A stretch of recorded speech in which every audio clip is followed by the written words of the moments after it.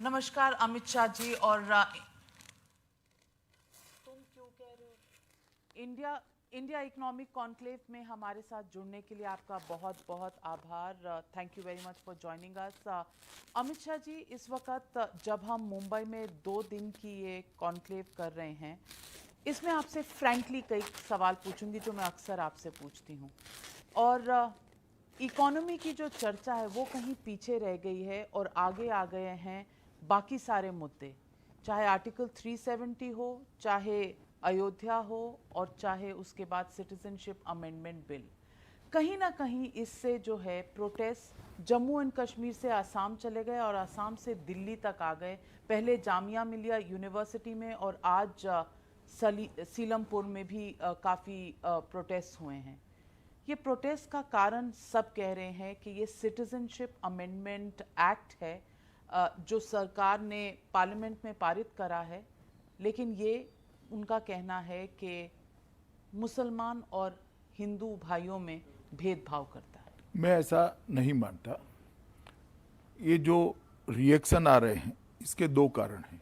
एक तो कुछ पॉलिटिकल पार्टियां इसको हिंदू और मुस्लिम के बीच में इससे भेद बनाना चाहती है। एक कारण ये है जिसके कारण वो लोगों को गुमराह कर रहे हैं, और दूसरा कारण है एक प्रकार की इनके अपप्रचार के कारण भ्रांति खड़ी हुई है। ये दूसरा कारण है। मैं आपको डिटेल बताना चाहता हूं कि सिटीजनशिप अमेंडमेंट बिल जो है उसके अंदर कहीं पर भी किसी की नागरिकता वापिस ले लेने का प्रावधान ही नहीं है। इसके अंदर नागरिकता देने का प्रावधान है। नागरिकता किसको देनी है? नागरिकता बांग्लादेश, पाकिस्तान और अफगानिस्तान से आए हुए 6 वहां की रिलीजियस माइनॉरिटी जिन पर धार्मिक प्रताड़ना के कारण जिन्होंने भारत में आए हैं, शरण लेकर आए हैं, उनके पास ना कोई दस्तावेज है, ना कोई ट्रैवल डॉक्यूमेंट है, ना पासपोर्ट है, कुछ नहीं है, और सालों से नर्क की जिंदगी जी रहे हैं वो लोग। उन लोगों को नागरिकता देने का प्रावधान है। आज कांग्रेस पार्टी इसका विरोध कर रही है। मैं कांग्रेस पार्टी की अध्यक्षा से कहना चाहूंगा कि जवाहरलाल नेहरू और लियाकत अली के बीच में जो समझौता हुआ था, जिसको जवाहरलाल नेहरू लियाकत समझौता के रूप से जो पॉपुलर हुआ, उसकी प्रथम क्लॉज ही आप पढ़कर लिखिए, जिसके अंदर कहा गया है कि दोनों देश अपने अपने यहाँ जो माइनॉरिटी है इसकी देखभाल करेंगे, समान अधिकार देंगे और उनको ठीक तरीके से उनकी स्वतंत्रता की चिंता करेंगे, जो कि पाकिस्तान बांग्लादेश में नहीं हुआ। पाकिस्तान, बांग्लादेश और अफगानिस्तान तीनों ने अपने स्टेट का धर्म इस्लाम बनाया है। कई सारे परिवारों पर धार्मिक प्रताड़ना हुई, धर्म परिवर्तन कराए गए, महिलाओं के साथ बदसलूकी हुई। उसकी प्रताड़ना के लेकर ये सारे लोग यहां आए हैं और उनको नागरिकता देने का प्रावधान सिटीजनशिप अमेंडमेंट एक्ट के अंदर है। मैं नहीं समझता इसमें भारत में रह रहे माइनॉरिटी और विशेषकर मुस्लिम समाज के खिलाफ क्या है। लेकिन ये प्रोटेस्ट जो शुरू हुए हैं कुछ यूनिवर्सिटी से, जामिया मिलिया यूनिवर्सिटी एक उदाहरण है, लेकिन ये आसाम में भी प्रोटेस्ट हुए और आज 40 यूनिवर्सिटीज इन प्रोटेस्ट में सपोर्ट कर रही है जामिया मिलिया को। 40, तो ये 40 नहीं है, 22 है, और देश में लगभग 250 से ज्यादा यूनिवर्सिटियां हैं, और स्टेट मिला लो तो आंकड़ा और इंडिपेंडेंट मिला लो तो आंकड़ा बहुत बड़ा होता है।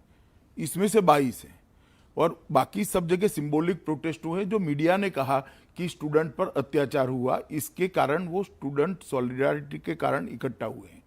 परंतु मैं इतना पूछना चाहता हूं कि आप पथराव करोगे, किसी के 2 पहिया व्हीकल के अंदर से पेट्रोल निकालकर बस में आग लगा दोगे, नागरिकों का नुकसान करोगे, तो पुलिस एक्शन नहीं लेगी क्या? किस प्रकार से लॉ एंड ऑर्डर कंट्रोल में आएगा? आप मुझे बताइए, अगर ये सारे स्टूडेंट थे तो अंदर से पथराव कौन कर रहा था और क्यों कर रहा था? इसका भी तो जवाब ढूंढना पड़ेगा। परंतु मैं अभी भी कहता हूं कि इसका मेन कारण यह है कि एक अपप्रचार कांग्रेस और कुछ राजनीतिक दलों ने, तृणमूल कांग्रेस है, कम्युनिस्ट पार्टी है, आप पार्टी है, इन सब ने एक अपप्रचार चला है। आप अभी भी मुझे बताया, आप भी जर्नलिस्ट है, आपने एक्ट पढ़ा है, इसमें माइनॉरिटी के खिलाफ क्या है? माइनॉरिटी में अगर CAA सिटीजनशिप अमेंडमेंट एक्ट में नहीं है तो लोगों का कहना है कि ये तो सिर्फ कर्टन रेजर है, क्योंकि बाकी जो पिक्चर है वो NRC है, वो नेशनल रजिस्टर फॉर सिटीजन्स है, और उसमें ये पहल करके आप हिंदुओं को इस देश का सिटीजन बना दोगे और फिर NRC ले आओगे और मुसलमानों को बाहर ले ठीक जाओगे। है, चलिए। ये फियर है। ठीक है, चलिए, ये फियर। तो NRC का प्रोविजन कौन लेकर आया? भाजपा लेकर आई है क्या? ना जी, कांग्रेस पार्टी लेकर आई। 1985 में आसाम समझौते के अंदर NRC इस देश में लागू किया जाएगा, असम में लागू किया जाएगा, इसका वादा श्री राजीव गांधी ने किया। और मैं आपको बताता हूं, नागरिकता कानून 1955 के अंदर क्लॉज 14A ऐड किया गया, 3 दिसंबर 2004 को नोटिफाइड किया गया। किसकी सरकार थी? UPA की। भारत सरकार को NRC बनाने की शक्ति जो मिल रही है वो क्लॉज 14A से मिल रही है, जो 3 दिसंबर 2004 को लागू किया गया। तो कांग्रेस पार्टी लेकर आई है। उसके बाद में इन्होंने 2009 के अंदर इसके शेड्यूल में 4A जोड़ा, जो एग्जैक्ट NRC का प्रोविजन है। अब कांग्रेस पार्टी कह रही कि आप क्यों कर रहे हो, तो आप क्यों लेकर आए थे और लेकर आने के पीछे का तर्क क्या था? ये पूरे एक्ट को कांग्रेस के समय में बनाया गया और मैं मानता हूं कि ठीक बनाया गया है। दुनिया में कोई देश ऐसा है जिसके नागरिकों का रजिस्टर नहीं है? क्या कांग्रेस पार्टी कह सकती है कि बांग्लादेश और पाकिस्तान, अफगानिस्तान से सारे मुसलमानों को यहां नागरिकता दे दो? कल जरा सोनिया गांधी स्टेटमेंट कर देखें। आज ऑपोजिशन पार्टीज प्रेसिडेंट के पास गए और उन्होंने कहा है, मेरा सभी विरोध करने वालों को एक चैलेंज है कि आप देश की जनता के सामने कहिए कि सारे पाकिस्तान, बांग्लादेश और अफगानिस्तान के जो मुस्लिम भाई यहां आना चाहते सबको भारत ने स्वीकार कर लेना चाहिए। कहे जरा कल। और अगर नहीं कह सकते तो इसका विरोध न करें। हम क्या कर रहे हैं? NRC क्या है? अंततोगत NRC है इस देश के नागरिकों का रजिस्टर बनाना। इस देश में कोई भी रह सकता है क्या? कौन से देश के नागरिकों का रजिस्टर नहीं है? दुनिया में सभी देश के नागरिकों का रजिस्टर है। तो ये आधार, ये वोटर कार्ड और ये जितने तमाम डॉक्यूमेंट होते हैं, ये क्या आपको अपने नागरिक का पहचान नहीं देते? ना जी, ये नहीं है। इससे नागरिकता तय नहीं होती है और आधार से तो जरा भी नहीं तय होती। आधार का एक अलग पर्पज है। नेशनल रजिस्टर ऑफ सिटीजन्स बनाना ही चाहिए, और वो बनाने के पीछे किसी को भला क्यों अन्याय होगा? क्या डर है? जो इस देश के नागरिक है उसको कोई अन्याय नहीं होगा। और मैं अभी भी कहना चाहता हूं कि इस देश के नागरिक एक भी मुसलमान को अन्याय नहीं होगा। इसका सरकार मैं सबको विश्वास दिलाना चाहूँ, कभी भी नहीं होगा और हो भी नहीं सकता, क्योंकि इसके ऊपर कोर्ट है। कोर्ट में इसको चैलेंज होगा, कोर्ट में सुनवाई होगी। कैसे हो जाएगा? एक प्रक्रिया भी शुरू ही नहीं हुई है और आप इतना बवाल कर रहे हो। और उसका सिटीजनशिप अमेंडमेंट एक्ट के साथ क्या लेन देन? इसका कोई लेन देन। लेकिन कांग्रेस पार्टी और बाकी विरोधी पार्टियों ने आज ही प्रेसिडेंट के सामने जाकर ये कहा है कि ये सिटीजनशिप अमेंडमेंट एक्ट वापस होना चाहिए। क्या ये वापस होगा? जरा भी नहीं होगा। किंचित मात्र संभावना नहीं है। अमित शाह जी, हम मानते हैं कि ये लाखों करोड़ों लोग जो अपना धर्म बचाने के लिए देश की शरण में आए हैं, नेहरू लियाकत अली पैक्ट के अनुसार इस देश का दायित्व है कि हम इसको करें। और ये नौबत ही न आती अगर कांग्रेस पार्टी के उस वक्त के नेता इस देश का विभाजन धर्म के आधार पर इसकी सहमति न देते। तो जब आपने विभाजन धर्म के आधार पर किया है और वहां से धार्मिक लघुमती जो है, धार्मिक माइनॉरिटी है, उनकी प्रताड़ना हो रही है अल्पसंख्यकों की, तो उनको नागरिकता नहीं देंगे, ये कहां जाएंगे? अमित शाह जी, मैं आपसे इस पे और अगर यही तर्क है तो आप मुझे बताइए, युगांडा से बहुत सारे हिंदू आए थे, आपने क्यों नागरिकता दी थी? स्वयं इंदिरा गांधी जी ने 71 में क्यों नागरिकता दी?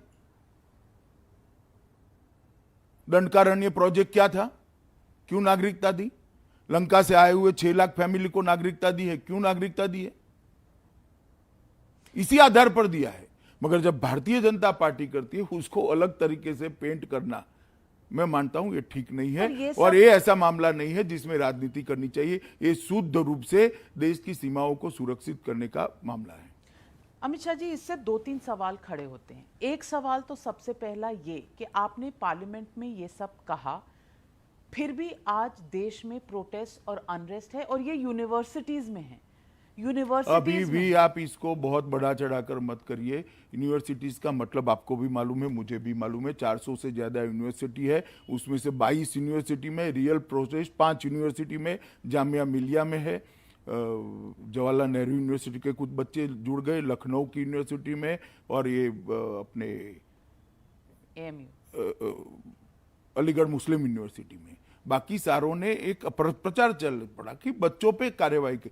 कोई स्टूडेंट पे कार्रवाई नहीं की। जो दंगा करते उस पर कार्रवाई होगी ही होगी। कैसे लॉ एंड ऑर्डर संभलेगा? तो आप समझते हैं कि बच्चों के साथ जो कार्रवाई हुई वो दिल्ली पुलिस को करनी चाहिए थी? क्या उनको जामिया मिलिया के अंदर जाना चाहिए था, लाइब्रेरी में घुसना चाहिए अभी भी था? मैं कह रहा हूं कि जो लॉ एंड ऑर्डर की सिचुएशन का भंग करेगा या तो जो सार्वजनिक प्रॉपर्टी और जनता की प्रॉपर्टी को नुकसान करेगा, उसके रोकने का प्रयास पुलिस ने करना ही पड़ेगा।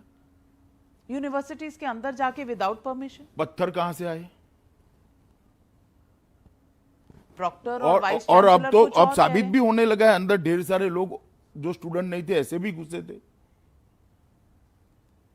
अंदर बहुत सारे लोग ऐसे भी अब आइडेंटिफाई भी हो रहे, वीडियोग्राफी से आइडेंटिफाई हो रहे। लेकिन वीडियोग्राफी से यह भी पता चलता है कि पुलिस ने लाठीचार्ज भी किया बहुत से ऐसे नहीं तो क्या स्टूडेंट्स पे। कितनी बसें जली? आप इसका समर्थन करती है क्या कि स्टूडेंट्स ने बस चलाना वायलेंस का चाहिए? कोई समर्थन नहीं हो सकता। तो फिर वायलेंस कैसे है? उपदेश से होगा? आपके कार्यक्रम देखकर बंद होगा? आप तो ज्यादा दिखाती हो वायलेंस को। पूरा टाइम्स नाउ भरा पड़ता है, कैसे वायलेंस बंद होगा? बताइए मुझे रास्ता। वायलेंस बंद भी करना है, कठोरता से कदम भी नहीं उठाने, और आपको वायलेंस का मार्केटिंग भी करना है, तो कैसे होगा बताइए? अमित शाह जी, मैं जानती हूं आप गृह मंत्री हैं और लॉ एंड ऑर्डर का आपके ऊपर दायित्व है, लेकिन आप एक भारतीय नागरिक भी हैं।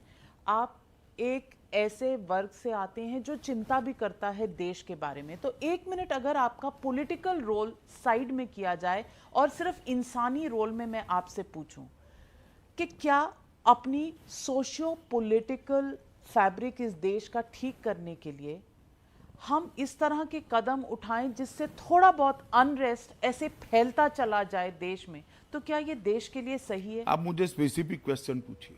कदम ये बहुत गार्डेड शब्द है। एक स्पेसिफिक क्वेश्चन पूछिए, मैं तुरंत जवाब।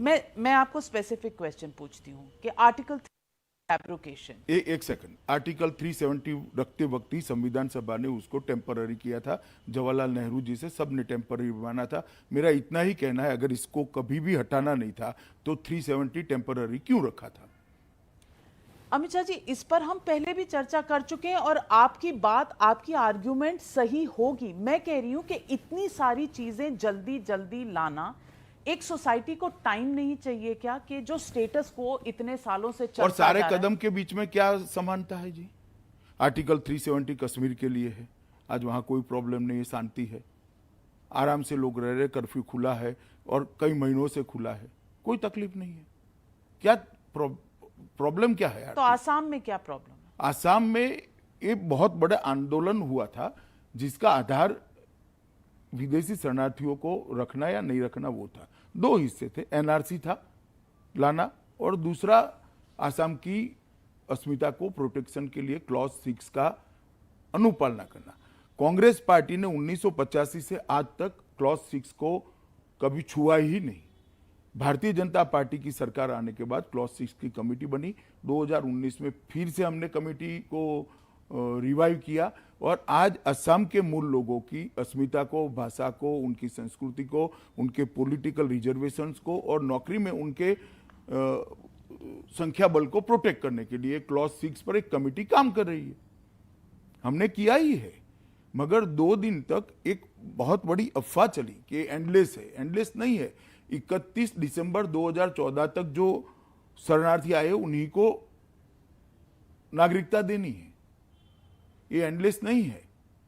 और ये क्लैरिफिकेशन होने के साथ ही नॉर्थ ईस्ट के अंदर धीरे धीरे शांति हो रही है।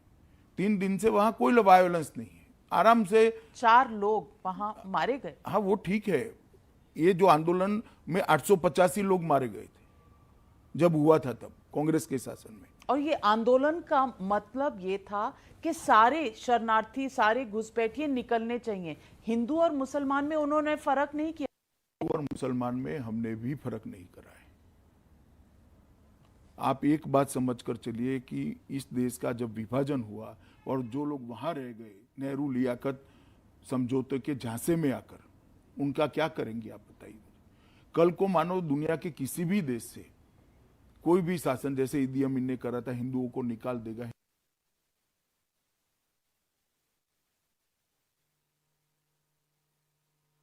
उनको हवा में रखेंगे, कहां जाएंगे।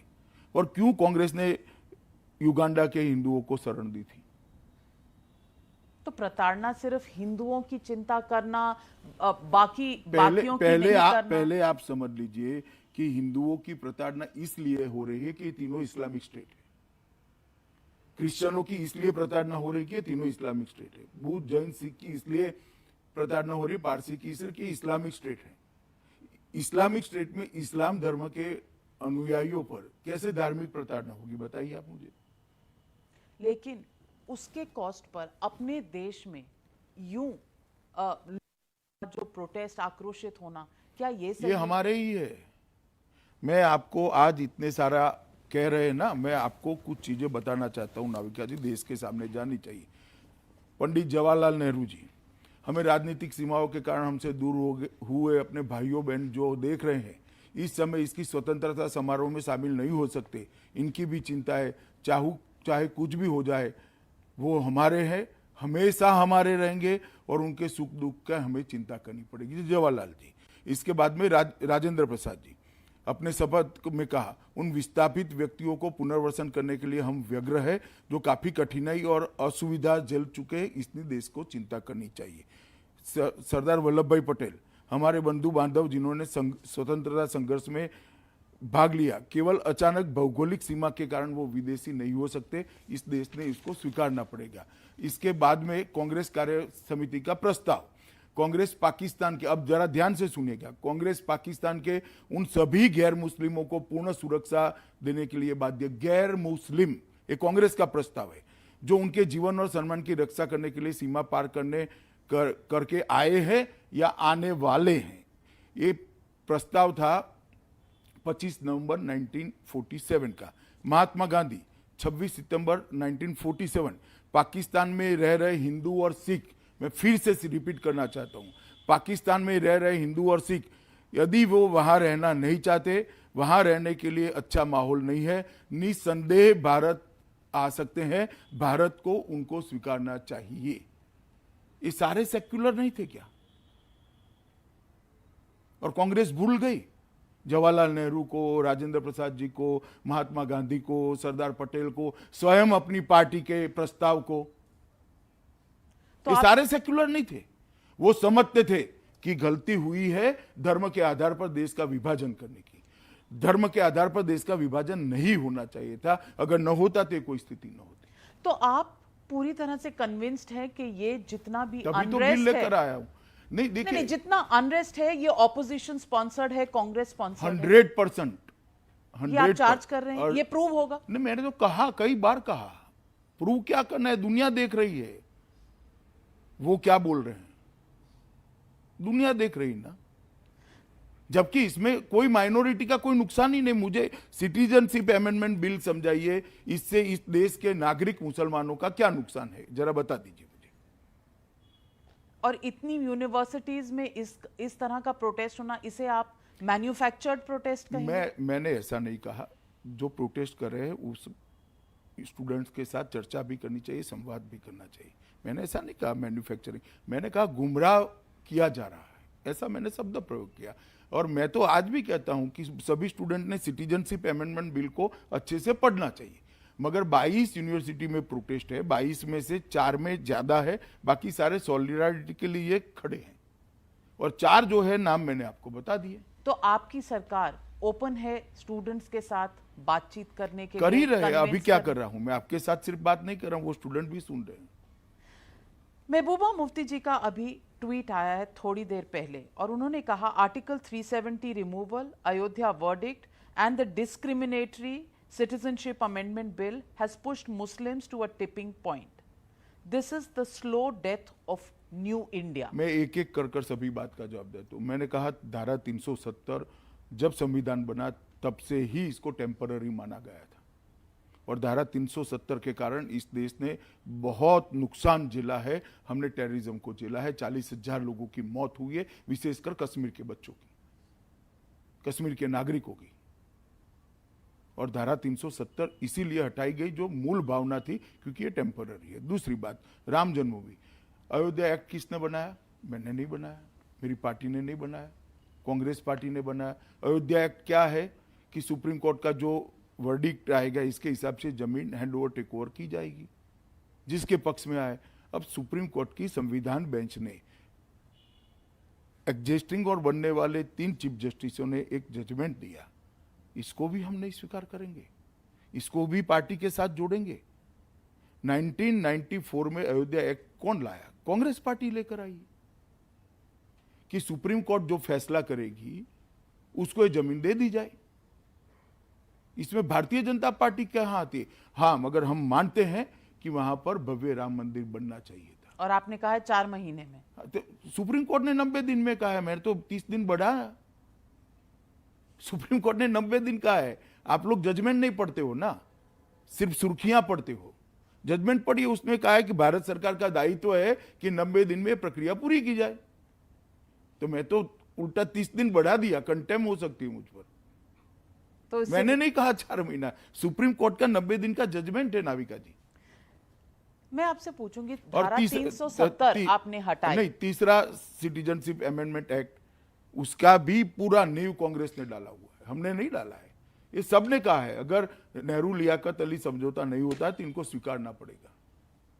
और समझौता हमने नहीं किया है, कांग्रेस पार्टी के तत्कालीन प्रधानमंत्री जवाहरलाल नेहरू जी ने किया था, जो कई बार कांग्रेस के अध्यक्ष भी रहे. और कांग्रेस पार्टी का प्रस्ताव है, जरा सोनिया जी लाउडली देश के सामने एक बार ये प्रस्ताव पढ़ ले कि वो प्रस्ताव क्या है. अमित शाह जी, एक सवाल है. इस वक्त देश के सामने चुनौतियां कई हैं. इकोनॉमिक फ्रंट पे हैं, सोशल फ्रंट पे हैं, पॉलिटिकल फ्रंट पे हैं. मैं आपसे पूछूंगी कि क्या एक दौर हुआ करता था कंसेंसस पॉलिटिक्स का, क्या वो दौर कभी लौट कर वापस नहीं आ सकता? अब सिर्फ कन्फ्रंटेशन पॉलिटिक्स हुआ ऐसा करेगी? नहीं है. देखिए, सुप्रीम कोर्ट के जजमेंट में हम क्या कंसेंसस बनाए? कांग्रेस पार्टी पहले ही कह चुकी थी एक्ट बनाकर कि जो केस जीतेगा उसको जमीन दे दी जाए. क्या कंसेंसस बनाना? और कोर्ट के साथ हम कंसेंसस बनाए? नहीं, 370 और एक मिनट, 370 में भी संविधान के अंदर लिखा है कि टेम्पररी है. और तीसरा सिटीजनशिप अमेंडमेंट बिल के अंदर मैंने लगभग 140 संगठनों से नॉर्थ ईस्ट की बात करी. सभी दल थे इसमें, कांग्रेस पार्टी के भी सारे राज्यों के नेता थे, एक छोड़कर. एक राज्य के कोई नहीं आए थे, बाकी असम के बाकी सारे नेता थे. सबसे मैंने बात करी है.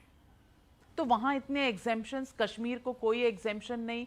कश्मीर को इंटीग्रेट करने के लिए 370 हटा दिया, लेकिन बाकी जगह सिटीजनशिप अमेंडमेंट बिल में आपने एग्जेम्पशंस दिए हैं. आपने आईपीएल बनाई है. फिर एक बार, एक भी एग्जम्पशन हमारे समय में नहीं दिया. इनर लाइन परमिट मैंने सिर्फ मणिपुर के अंदर बढ़ाई है, मणिपुर की घाटी के अंदर. बाकी सारे एग्जम्पशन कांग्रेस सरकार ने अलग अलग समय पे दिए हैं. तो सब कुछ कांग्रेस का है, बीजेपी का नहीं, ओरिजिनल मगर कुछ नहीं. आप क्यों मेरे हियर से फिर जाती? आप स्टडी करो ना. इनर लाइन परमिट कौन लेकर आया? मैं नहीं लाया, हमारी पार्टी नहीं लाई, कांग्रेस लेकर. आप स्टडी करो ना. मगर कांग्रेस ने किया है तो आप कहोगे कि सब नहीं कर सकती इसलिए सत्य नहीं है. ऐसे थोड़ी ना चलता है. अगर सब कुछ करा है तो सब कुछ तो कराई है. एनआरसी की एक्सरसाइज हुई जिसमें 19 लाख लोग एनआरसी के दायरे से बाहर हैं, उसमें काफी सारे हिंदू हैं, इसीलिए उनके लिए अमेंडमेंट होगा, उनके लिए इसीलिए प्रावधान. उनके लिए नहीं हुआ है. सिर्फ 5 लाख लोगों का सवाल नहीं है, लाखों करोड़ों लोग हैं जिनका अधिकार है. मैं तो आपकी चैनल को कहता हूं, जरा उनकी बस्तियों में जाकर भारत को दिखाइए कि किस स्थिति में रह रहे. अफगानिस्तान से आए हुए सिख दिल्ली में ही है, आप दिखाइए उनको जरा. जो यहाँ हरियाणा और दिल्ली की बाउंड्री पर एक दलित पाकिस्तानियों की बस्ती बनी है, जरा वहां जाकर देखिए कैसे रह रहे हैं। तीसरी पीढ़ी आ गई, नागरिकता नहीं मिली उनको। अमित शाह जी, कंसेंसस सिर्फ पॉलिटिकल पार्टीज के साथ इशू नहीं है, कंसेंसस देश की जनता के साथ भी हो सकता है। तो अगर इस तरह का कोई बिल है तो क्यों हमारे देश में ऐसा नहीं होता कि हम उसे वेबसाइट पे डालें, लोगों के। नाविका जी, आप कहाँ जी रहे हो? मेरे घोषणा पत्र में डाला हुआ है। मैं गला फाड़ फाड़ कर 300 से ज्यादा सभाओं में बोला हूं, मोदी जी बोले हैं, हमारे सारे नेता बोले हैं, और लगभग 6 करोड़ लोगों का हमने संपर्क किया है, सबके सामने हम बोले हैं। मगर आप लोगों के मन में कि घोषणा पत्र घोषित करने के लिए होते हैं, इंप्लीमेंटेशन करने के लिए नहीं होते। हमारे लिए घोषणा पत्र इंप्लीमेंटेशन के लिए होते हैं। लेकिन सवाल यह भी है कि मीडिया के कुछ लोगों ने कहा, एक बीबीसी जर्नलिस्ट का बयान आया है कि प्रोटेस्ट करते हुए वहां पे वो अपना काम करते हुए पुलिस ने उनके साथ भी अत्याचार किया। ये माहौल देश के लिए सही है एट अ टाइम जब इकोनॉमी में कहीं बहुत स्ट्रेस है? मैं ऐसा नहीं कहता देश के लिए सही है, मगर जब लॉ एंड ऑर्डर की सिचुएशन खराब होती है तो मौके पे जो लोग होते हैं सबको झेलना पड़ता है, और मैं तो मानता हूं कि नहीं होना चाहिए ऐसा, कभी भी नहीं होना चाहिए। अमित शाह जी, ये सिचुएशन अंडर कंट्रोल कब तक आ जाएगी? आपके हिसाब से, आपकी रिपोर्ट से ये सिचुएशन और इस तरह कब तक इतनी टेंस और टॉट रहेगी? देखिए, ऐसा कुछ नहीं कह सकते, मगर by and large situation control में है। पूरे नॉर्थ ईस्ट के अंदर अब शांति हो चुकी है, बंगाल के अंदर भी अब शांति हो चुकी है, दिल्ली में 1-2 जगह पे आज घटनाएं हुई है। मगर मुझे भरोसा है कि माइनॉरिटी के लोगों के पास भी ये बात पहुंचेगी, वो भी इस बिल को स्टडी करेंगे, सिर्फ नेताओं के बहकाव में नहीं आएंगे कि हकीकत में ये बिल से भारत में रहने वाले मुसलमान का, भारत के नागरिक मुसलमान का क्या नुकसान है। इवन एनआरसी से भी भारत के नागरिक मुसलमान का क्या नुकसान है। आपने एंटीसिपेट किया था कि इस तरह के प्रोटेस्ट होंगे? ऐसा होता है कि जब इस तरह के फैसले दिए जाते होते तब एक संभावना तो होती है। ऐसे प्रोटेस्ट स्प्रेड हो रहे हैं, हमें पहले से अंदेशा था कि नहीं हम प्लीज स्प्रेड नहीं हो रहे हैं। कहां स्प्रेड हुआ बताओ? कम हो रहे हैं। पहले पूरा नॉर्थ ईस्ट था, आज नॉर्थ ईस्ट नहीं है। 2 दिन पहले बंगाल था, आज बंगाल नहीं है। स्प्रेड कहां हुई है? सर, दिल्ली तक आ गई। दिल्ली में तो आईआईटी मद्रास में है, दिल्ली में है, केरला में है। आईआईटी मद्रास में क्या है? कुछ बच्चों ने प्रोटेस्ट किया है, तो आप किस प्रकार की डेमोक्रेसी चाहते हो? तो प्रोटेस्ट तो करेंगे, हिंसा कहां है जी? ऐसे शब्दों से ही स्प्रेड होती है, तो कृपया आप ऐसे शब्द प्रयोग न करिए। मुझे बताइए ना, 5 दिन में हिंसा का एरिया कम होता जा रहा है या स्प्रेड होता जा रहा है? आप स्प्रेड शब्द प्रयोग करती है, ये गुमराह करने वाला शब्द प्रयोग, कृपया ऐसा शब्द प्रयोग न करिए। लेकिन ये सवाल इस समय इतना इंपॉर्टेंट इसलिए है क्योंकि मैंने कहा इकोनॉमी स्ट्रेस में है। इस वक्त हमारा ध्यान होना चाहिए कुछ उन विषयों पर, चाहे हम देख लें अपनी एग्रीकल्चर की सिचुएशन, चाहे हम देख लें ट्रेड की सिचुएशन, एक्सपोर्ट्स की सिचुएशन, चाहे हम अपनी जीडीपी ग्रोथ देख लें, चाहे हम अपनी फैक्ट्री आउटपुट देख लें, मैन्युफैक्चरिंग सेक्टर देख लें, सब तरफ स्ट्रेस है। और तो और टैक्स कलेक्शंस कम हो रहे हैं, सारे स्टेट्स आकर कह रहे हैं कि हमें अपना ही पैसा मांगना पड़ रहा है और मिल नहीं रहा है सेंटर से। इस सिचुएशन में इस तरह की घटनाएं अगर हों तो आपको नहीं लगता कि इकोनॉमी पर और स्ट्रेस आएगा? देखिए, दोनों चीजें अलग हैं। पहले आप इसको मिक्सअप प्लीज मत करिए। जहां तक इकोनॉमी का सवाल है, मैं कई बार कह चुका हूं, ये ग्लोबल स्लोडाउन का असर है, भारत में भी है, और निर्मला जी इसको बहुत अच्छे तरीके से टैकल कर रही है। टैक्स कलेक्शन अब कम नहीं हुआ है, 1,06,000 करोड़ क्रॉस हो गया इस महीने, मतलब गत महीने में, और इस महीने भी अच्छी होने की संभावना है। मगर इसका और इसका कोई लेन देन नहीं है। एक ऐसा सुधार है जो बहुत समय से जरूरी था। तो ये रिफॉर्म्स जो आप कह रहे हैं, सुधार की जरूरत थी, कई स्टेट्स ने कहा है हम इसे इंप्लीमेंट नहीं करेंगे। क्या स्टेट्स के पास ये ऑप्शन है? क्योंकि ये यूनियन लिस्ट का सब्जेक्ट है। ना जी, नहीं है। लेकिन लोकल लेवल पर कुछ ना कुछ तो, कोई पेपर चेक, कोई कुछ तो रहते तो ये लोग स्टेट सब्जेक्ट नहीं है, सेंटर सब्जेक्ट है नागरिकता, और पूर्ण अधिकार इसमें भारत सरकार का। और अगर वेस्ट बंगाल जैसे स्टेट्स कहें कि हम इसे इंप्लीमेंट नहीं करेंगे? कोई पॉलिटिकल अखबार को सुर्खियां बनाने के लिए दिए गए स्टेटमेंट का जवाब नहीं दे सकता नाविका जी, ना इसने आपको इतनी सीरियसली लेना चाहिए। और सब जानते हैं सेंट्रल सब्जेक्ट है। और एनआरसी के इशू पर एक अलायंस पार्टनर आपने अभी खोया है महाराष्ट्र में, और अब एनआरसी के इशू पर एनआरसी के कारण खोया है? नहीं, मैं सीएम पद के लिए खोया है, अब उनको सीएम पद चाहिए था। एनआरसी पे कहीं दूसरा ना छूट जाए, जो क्योंकि नीतीश कुमार जी ने कहा है जेडीयू कभी एनआरसी को इम्प्लीमेंट नहीं हम करेगा। चर्चा करेंगे ना, जब करेंगे तब उनसे। पर बातचीत हुई इस पर कि एनआरसी पर उनके विचार अलग मगर हैं। अभी करना नहीं, अभी करेंगे तब बातचीत करेंगे उनसे।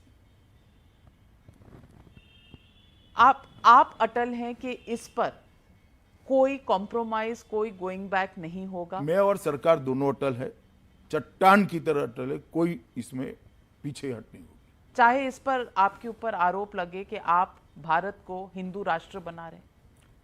कोई ऐसे आरोप लग भी नहीं सकता, और लगाएगा तो कोई मानेगा ही नहीं, क्योंकि इसमें ना कोई ऐसा तत्व है जिससे देश की माइनॉरिटी को खतरा है। मैंने बहुत बारीकी से बिल, मैंने ही ड्राफ्टिंग अप्रूव की है, मुझे मालूम है। ये बिल भारत के नागरिकों के लिए है ही नहीं, ये 3 देश के जो शरणार्थी आए उनको नागरिकता देने का बिल है। तो एनआरसी का टाइमलाइन आपने क्या तय किया? अभी कोई तय नहीं किया, तय करेंगे तब आपको बताएंगे। पर आपको लगता है कि अगले साल पहले हाफ में एनआरसी का भी? ऐसा है नाविका जी, मैं आपको कह चुका कि जब मैं तय करूंगा, जब बताऊंगा। छिपे छिपके तो होगा नहीं, इसको सार्वजनिक रूप से ही करना पड़ेगा। आप अपने आप को क्या टाइमलाइन देते हैं? यूनिफॉर्म सिविल कोड और एनआरसी दोनों इश्यूज पर आप कितना समय देते हैं? देखिए, मैं अकेला निर्णय नहीं कर सकता, ये कई सारे फैसले कैबिनेट में जाते हैं और समय संजोग देखकर करेंगे। अभी तय नहीं किया, तय किया होता तो बता ही देता मैं आपको। एक आर्ग्यूमेंट ये भी आता है कि आप आग को आग से नहीं बुझा सकते। तो अगर आग लगी हुई है कहीं पर, किसी आग से मेरा मतलब है कि प्रोटेस्ट है, लोगों के मन में बहुत सी शंकाएं उठ रही हैं, उसको कभी कभी पानी की जरूरत होती है। तो उसको हम सिर्फ एक डिसीजन ऐसा जिसको डिक्टेटरशिप का डिसीजन कहा जा रहा है बहुत से क्वार्टर्स में, आप उससे माफ करना, देश की पार्लियामेंट के दोनों सदन जिस निर्णय को बहुमत के साथ, और ऐसे बहुमत नहीं जैसे आंध्र का विभाजन हुआ था, दरवाजा बंद कर मीडिया को बाहर निकाल कर पूरे देश सुन सके, इस तरह चर्चा कर और उनके हर मुद्दे का जवाब देकर बाद में मतदान कराकर पास करते हैं, इसको आप डिक्टेटरशिप कहते हो या डिक्टेटर की तरह लिया गया डिसीजन लेते हो, मैं मानता हूं ये ठीक नहीं। आपने अपनी एक रैली में अभी झारखंड में कहा कि अगर इसमें कहीं कुछ ट्वीक मैंने ऐसा नहीं कहा, आप ध्यान से सुनिए। मैंने कहा मेघालय के मुख्यमंत्री मुझे मिलने आए थे, मेघालय के लिए कुछ कानूनी रियायतें मांगते थे, तो अब मुझे लगता है इसकी जरूरत नहीं है। फिर भी हम नाताल के बाद उनके साथ बैठकर चर्चा करेंगे और जरूरी होगा तो कुछ कदम उठाएंगे। तो सिर्फ मेघालय तक की बात है ये? उनकी डिमांड ही मेघालय की, मेरा अगर आगे शब्द है, मगर आप लोग पूरी चीज सुने बगैर या तो पर्पसफुली इसको तोड़ मरोड़ कर लोगों के सामने रखते हैं। मैंने कभी नहीं कहा, आपके पास क्लिपिंग होगा, आप अभी भी इसके साथ मेरी रिक्वेस्ट है चलाइएगा कि मैंने क्या कहा था। एनआरसी और सीमित रिसोर्सेस का आपने कई बार दिया है हवाला, लेकिन एनआरसी में कहीं ना कहीं लोग कहते हैं कि ये बंगाल चुनाव के लिए एक कॉन्फ्रंटेशन, पोलराइजेशन की तैयारी है। देखिए, एनआरसी, मुझे एक बात बताइए नाविका जी, कोई भी देश ऐसे चल रहा है जिसमें चल सकता है जिसमें कोई भी आकर ठहर जाए, कोई भी परमिशन के बगैर, नागरिकता लिए बगैर, करोड़ों लोग आते रहे? किस तरह से ये देश चल रहा है? इसमें बंगाल चुनाव का सवाल नहीं है, और एनआरसी सिर्फ बंगाल में नहीं होने वाला है, जब भी होगा पूरे देश में होगा। और लोगों का कहना है कि ये जो यहाँ पर दिल्ली तक ये प्रोटेस्ट फैले, इसका सीधा लेना देना है आने वाले चुनाव के साथ, दिल्ली में जो चुनाव होने वाले हैं, और पोलराइजेशन। देखिए, कुछ पार्टियों ने जो बयान दिए हैं, मुझे लगता है कि चुनाव को पोलराइज करने के लिए, मेरा तो उनसे भी अपील है कि अभी लॉ एंड ऑर्डर अच्छा हो, इसलिए वो सहकार दें, कोऑपरेट करें। लेकिन आप इतना कुछ कह रहे हैं, ऑपोजिशन ने ये जान के किया है, उनके बयान इस तरह आए हैं, सरकार के पास प्रूफ है? क्योंकि ये मामला अब कोर्ट में है। नहीं, बयान ही अपने आप में प्रूफ है।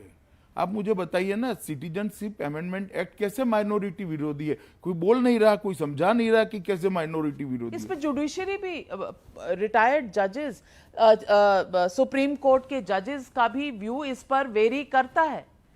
कुछ लोग कहते हैं ये सही है, कुछ लोग कहते हैं ये सही नहीं है, और ये टेस्ट करना पड़ेगा आर्टिकल 14 इससे। तो उसमें तो सुप्रीम कोर्ट में जाए कांग्रेस पार्टी, मैं कहाँ मना कर रहा हूँ। गए हैं वो, बस तो फिर आंदोलन पर क्यों आप करना? डिफेंड कर पाएंगे इसको जी सुप्रीम कोर्ट निश्चित रूप से ये कानून अदालत की परीक्षा में खरा उतरेगा और हम सिद्ध कर पाएंगे कि संवैधानिक रूप से परिपूर्ण चौकसी के बाद एक कानून को लाया गया है।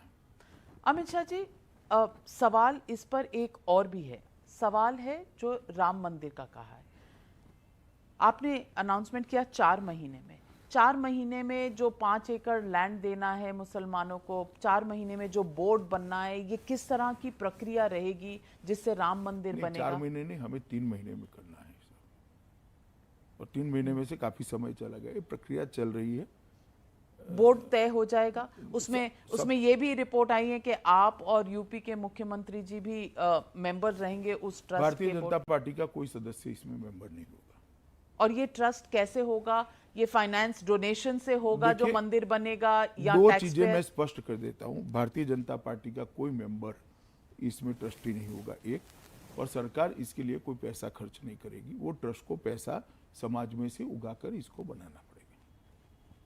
और आपको लगता है ये मंदिर कितनी देर में बन जाएगा? इसका भी कोई टाइमलाइन? ये तो मंदिर बनाने वाले तय करेंगे, परंतु हमें जो सुप्रीम कोर्ट ने ऑर्डर किया है कि सारी प्रक्रिया 90 दिन के अंदर पूरी करनी है, मैं मानता हूं हम कर लेंगे, मुझे विश्वास है।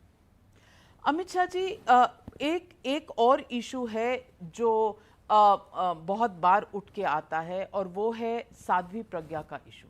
साध्वी प्रज्ञा का जो स्टेटमेंट था पार्लियामेंट, उन्होंने खेद प्रकट किया है, लेकिन बावजूद इसके ऑपोजिशन पार्टीज हमेशा एक निशाना बनाए रखते सिर्फ हैं। खेद प्रकट नहीं किया है, मैं उसी वक्त, मेरा ही बिल चर्चा में था, उस वक्त शहीद उधम सिंह और गोडसे दोनों का एक साथ जिक्र आया था।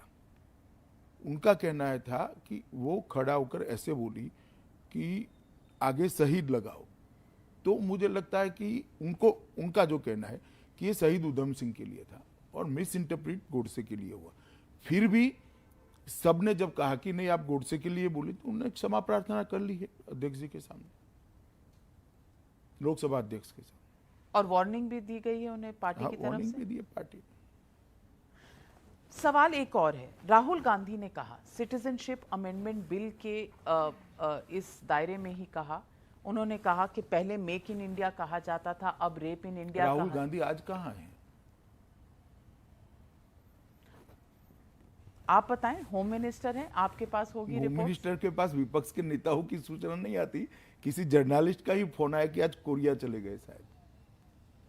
ये ऐसी सूचना चल रही, पर उनके होने। मैं सिर्फ बताता हूँ आपको, सीरियसनेस के लिए बता दो, और कोई मेरा इसमें है। लेकिन उन्होंने 2 दिन पहले रामलीला मैदान ये में सारे कहा। लोग राष्ट्रपति को मिलने गए और वो सज्जन कोरिया गए।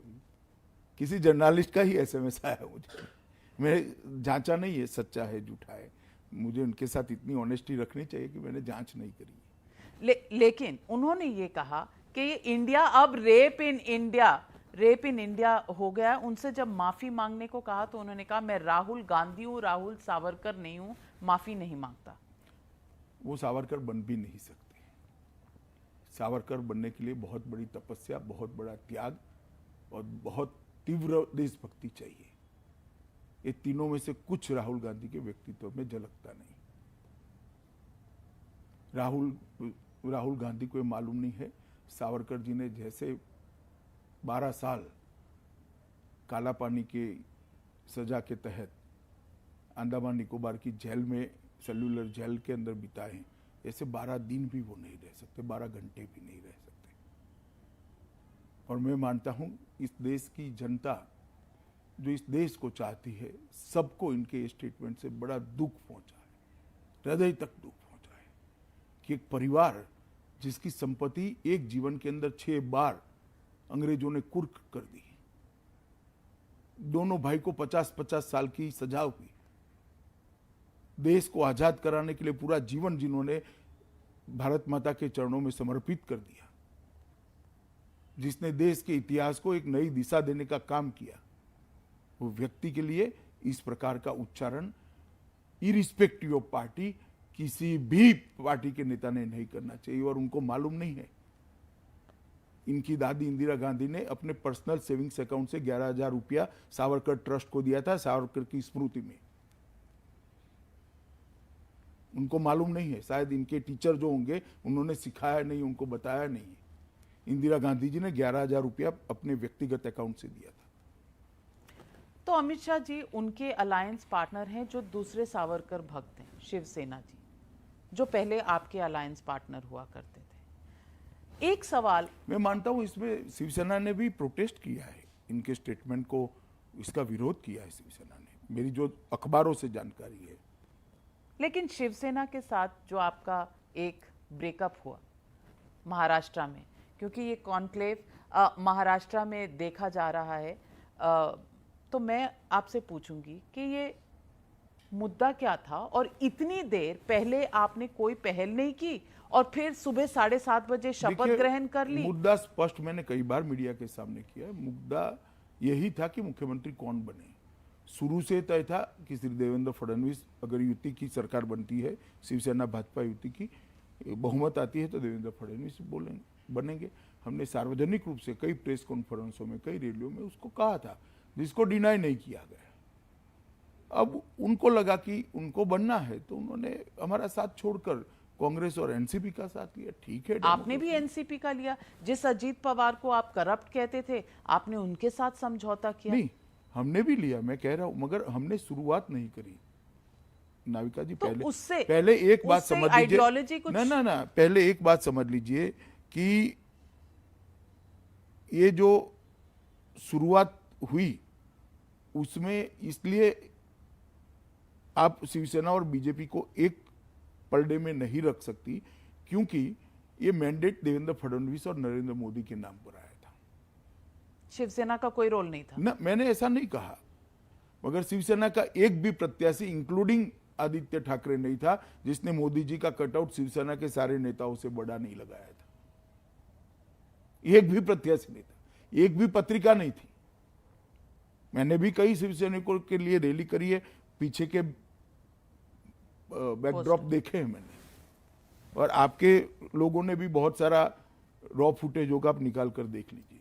तो ये चुनाव ही लड़ा गया था भारतीय जनता पार्टी के नेताओं के नाम पर, स्टेट में देवेंद्र फडणवीस के नाम पर और सेंटर में नरेंद्र मोदी जी के नाम पर, और उसके बाद में ये करना उचित नहीं था। इतनी ही बात है। लेकिन अजीत पवार के साथ आपका जाना उचित था, जब आप इरिगेशन स्कैम, चक्की पीसिंग तक गई। मैं एक बात आपको कह दूं कि हमें मैंडेट मिला था, इस मैंडेट को सपोर्ट कराने का प्रयास किया था, और उसमें मुख्यमंत्री देवेंद्र फडणवीस बन रहे थे, अजीत पवार नहीं बन रहे थे। फिर भी आपको लगता है कि जिस तरह का समझौता आपको करना पड़ा करप्शन के साथ, जो पार्टी खुद को कहती है जीरो टॉलरेंस फॉर करप्शन, हमारी सरकार, वो सही था? देखिए, हमारी रिस्पॉन्सिबिलिटी, हमारी सरकार में आने के बाद वो करप्शन करे तो है, हमारी रिस्पॉन्सिबिलिटी तो पहले के करप्शन के चार्जेस कोई मायने मैंने ऐसा नहीं कहा। एक सिचुएशन ऐसी खड़ी हुई थी जिसमें पार्टी ने फैसला करना पड़ा। आज अगर आप वापस मुड़ के देखें तो क्या ये गलत फैसला था?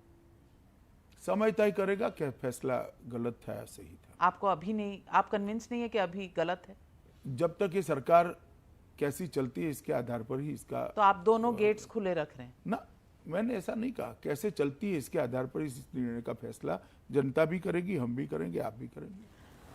अमित शाह जी, आप गृह मंत्री हैं और मैं महिला से सवाल पूछना चाहती हूं कि हाल ही में देश में कई रेप्स की घटनाएं हुई और इस पर आक्रोश है, महिलाओं में आक्रोश है, लोगों में आक्रोश है कि आज भी निर्भया के जो रेपिस्ट हैं उन पर कितने कार्रवाई हो चुकी है, हर कोर्ट में हो चुकी है, हर कोर्ट में सुनवाई हो चुकी है, लेकिन 7 साल बाद आज उन्हें फांसी की सजा नहीं मिली है।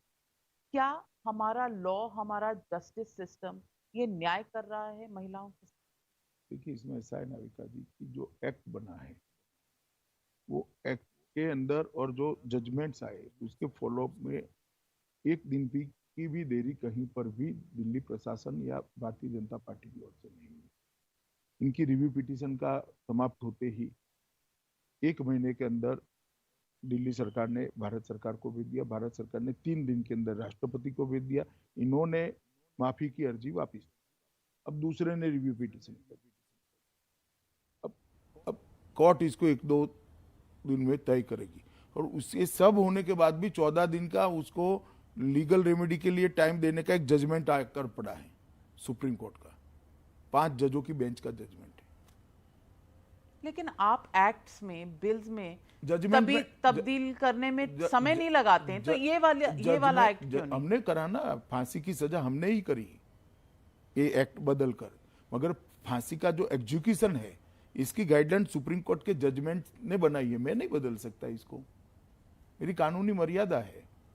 और जो हैदराबाद में हुआ, पोस्को में जो पुलिस ने एनकाउंटर किया, क्या जनता उससे, कई लोग उससे बहुत खुश हैं, चाहे ये लॉ एंड ऑर्डर के खिलाफ हो, लोग कहेंगे कि इस तरह का इंस्टेंट जस्टिस, मॉब जस्टिस सही नहीं है, लेकिन लोग आज इसकी कर रहे हैं अप्रिसिएशन, क्योंकि उनको लगता है कम से कम फैसला तो हुआ।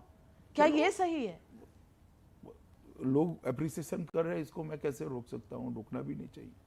नहीं, पर आप होम मिनिस्टर हैं, क्या आगे के फैसले एनकाउंटर के द्वारा होंगे? मैं ऐसा नहीं कह सकता, ना ऐसा करने की सलाह दे सकता हूं। अमित शाह जी, रैप करने से पहले एक सवाल वापस आपसे पूछूंगी। Ghulam Nabi Azad leader of opposition है, उन्होंने कहा कि ये स्टूडेंट मूवमेंट जो है उसने बीजेपी को बनाया जो वो आज है। आज ये स्टूडेंट मूवमेंट कहीं ना कहीं बीजेपी के खिलाफ जा रहा है। ऐसा है नाविका जी, वो पॉलिटिकल मूवमेंट को, उनकी पार्टी की सीमित 4-5 पार्टियों की मूवमेंट को स्टूडेंट मूवमेंट के कपड़े पहनाना चाहते, वो सफल नहीं होंगे। मैंने स्टूडेंट मूवमेंट देखी है, हिस्सा भी लिया है। स्टूडेंट मूवमेंट ऐसी नहीं होती, 4 यूनिवर्सिटियों के तक सीमित नहीं रह जाती है। कपड़े की बात आपने कही तो एक स्टेटमेंट प्रधानमंत्री जी का भी आया कि आप कपड़ों से पहचान सकते हैं, जिस पर बहुत से कमेंट्स आ रहे हैं। नहीं तो आए कमेंट्स, उनका क्या आप मतलब वीडियो देखो और कहो नहीं पहचान पाते हैं। अभी सिंगलिंग आउट, हम सिंगल आउट कर रहे हैं ना, कोई सिंगल आउट नहीं कर रहा। आप वीडियो देखकर आप कहो ना कि नहीं पहचान पाते, सवाल बोलना नहीं बोलना इसका नहीं होता है, जनता के सामने एक पक्ष रखा है। अमित शाह जी, बहुत सवाल हैं, बहुत ज्यादा सवाल हैं, लेकिन एक सवाल जो सबसे ज़्यादा लोग पूछ रहे हैं कि जो पार्टी 6 महीने पहले इलेक्शन जीत कर आई थी, आपको आज भी लगता है कि इतने सारे डिबेट्स, डिसोनेंस के बाद आपकी पार्टी की पॉपुलैरिटी, जैसे अमेरिका में कई बार पॉपुलैरिटी रेटिंग्स देखे जाती हैं, जो मई के रिजल्ट्स के बाद थी, आज उतनी है? देखिए, स्टेट और सेंटर दोनों के लिए अलग मापदंड होते हैं, वोट देने का क्राइटेरिया भी अलग होता है। मगर मैं आपको बता दूं, हरियाणा में भी हम सबसे बड़ी पार्टी बने, हालांकि हमारी 8-10 सीटें कम आई, वहां पर हमारा गठबंधन जीता है। सिरजाना जिस सीटों पर लड़ी वहां भाजपा नहीं लड़ी थी, तो हमें 160 सीटें आई। मैं स्टेट्स की बात ही नहीं कर रही, मैं सेंट्रल गवर्नमेंट की बात। सेंट्रल गवर्नमेंट का तो कहां अभी टेस्ट ही हुआ है। नहीं, पर ये जो लोगों की आवाज आप तक आ रही है क्या? तो लोगों की आवाज ऐसी नहीं आ रही है, आपके कान बंद है, एक ही कान से आवाज आ रही है, दूसरा कान खोल लो तो आवाज बहुत बड़ी सुनाई पड़ेगी कि ये ठीक हो रहा है। आपको एक ही कान में एक ही आवाज आ रही है। वेल, अमित शाह जी, दिल्ली का चुनाव आ रहा है, आवाज कितनी आती है, किस कान से आती है और कहां निकलती है, इसका दिल्ली का चुनाव भी हम पूर्ण बहुमत के साथ जीतेंगे। 67 है आम आदमी पार्टी के, आप ठीक है, मैं जानता हूं 67 है, केजरीवाल जी मुख्यमंत्री है, सब जानता हूं, मगर मैं आज ही एक रैली में कहकर आया हूं, अगली सरकार दिल्ली में भारतीय जनता पार्टी की बनने वाली। Well, challenges are something Mr. Amit Shah has never fallen short of. Thank you very much. आपने हमारे साथ बातचीत की और आज स्टूडेंट कम्युनिटी पे बात की और मुंबई में बिजनेस और इकोनॉमिक कम्युनिटी से आपने बात की। आपका बहुत बहुत शुक्रिया। धन्यवाद। Thank you.